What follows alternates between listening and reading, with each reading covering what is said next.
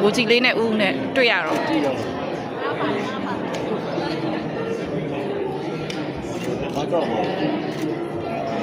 ရတယ်မိမိဝင်တဲ့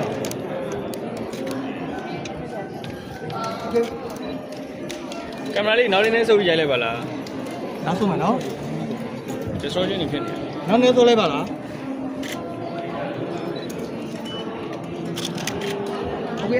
ဒီကိစ္စကဆိုရင်ဒီလိုမနိုင်ဘူးလားဘာခဏလေးပါအမိုးမဒီဝက်ချက်ကြည့်ပါဦးခင်ဗျာဒီကင်မရာလေးပါရှင်းမယ် sorry နော် ဒီကမိုင်းချစ်ကြည့်တော့ အားလုံးပဲမင်္ဂလာညနေခင်းပါဗျာကျွန်တော်တို့ချစ်တော်မေဒီစတဲ့မိတ်ဆက်ပွဲကမကြာခင်နေ့ငယ်တွေမှာစတင်ရှိတဲ့လေးကကျွန်တော်တို့အိုင်မွန်နီယာများမှာအများဆုံး